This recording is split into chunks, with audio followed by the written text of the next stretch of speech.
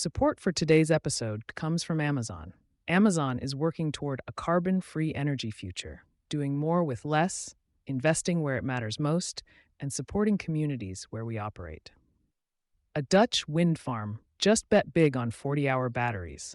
The headline number in this project isn't 20 megawatts, it's 10 to 40 hours, a storage duration most lithium-ion systems don't come close to. And the reason one wind farm decided it needed that much says a lot about where grid-scale storage is headed.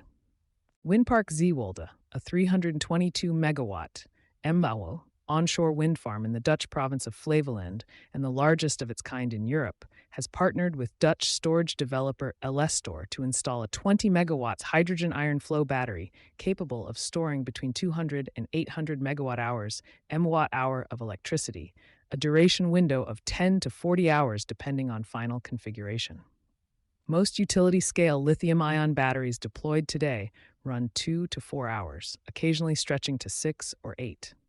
This system is being built for overnight storage and multi-day wind lulls, the kind of duration the long-duration energy storage (LDES) market has struggled to make commercially viable at scale. The technology trades battery cells for bigger tanks. Elestor's hydrogen iron flow battery works differently from a conventional lithium-ion pack. During charging, electricity splits water to produce hydrogen, which then reacts with an iron-based electrolyte. Discharging reverses that reaction to send electricity back to the grid. Because the energy itself is stored in liquid electrolyte held in external tanks rather than inside the battery cells doing the power conversion, adding storage duration is mostly a matter of adding more tank volume rather than more expensive battery stacks. Elestor says the underlying technology can span 8 to 150 hours of duration. This specific deployment is calibrated to the 10 to 40-hour range Zeewolde needs.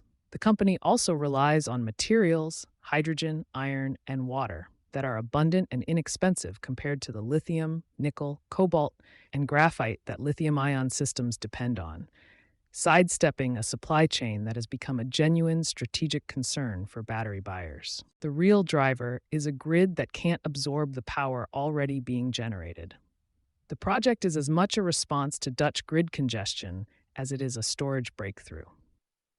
In a February 2026 letter to Parliament, Climate Minister Sophie Hermans disclosed that regional grid operators' waiting lists held more than 14,000 requests for electricity offtake capacity, totaling roughly 9 gigawatts (GW), while national grid operator TenneT's own waiting list held 212 requests totaling 38 gigawatts.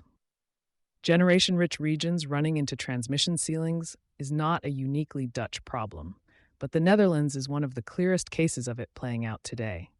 Storage lets Zeewolde bank wind generation it cannot immediately export and release it later, when the existing grid connection has room, rather than waiting years for transmission upgrades that may not arrive on the timeline the wind farm needs.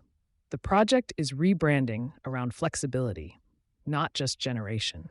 Zeewolde, which is owned by more than 200 local farmers, residents, and entrepreneurs, plans to rebrand as Energy Hub Zeewolde as the storage system comes online, reflecting a shift from simply exporting wind power to actively managing when that power reaches the grid. The rollout is phased. Elestor will install a smaller pre-commercial unit first to prove out performance, with the full 20 megawatt system targeted for 2031. The partnership follows a €34 million €30 million Series A funding round for Elestor led by Equinor Ventures, with Vopak Ventures, InvestNL, and several other investors participating, capital that reflects genuine institutional appetite for long-duration storage technology beyond lithium-ion. The same math applies anywhere renewable build-out has outrun the wires. The underlying dynamic extends well past one Dutch wind farm. Renewable curtailment in PJM alone reportedly increased nearly sixfold in 2024, and similar transmission bottlenecks are showing up in Texas, California, Germany, and Australia. Short-duration lithium-ion storage remains well-suited to hourly load shifting, but it was never designed to solve a multi-day transmission constraint. For utilities and grid operators increasingly limited not by how much renewable power they can generate, but by how efficiently they can move it, that gap is exactly what projects like Zeewolde are built to close. Utilities that once bought generation capacity are increasingly buying flexibility instead, and duration, not megawatts, is becoming the number that matters most. Sustainability Soundbites energy coverage is sponsored by Amazon. Visit the link in our show notes to learn more about Amazon's spotlight on energy. For sponsorship opportunities with Environment and Energy Leader, please reach out to a member of our team.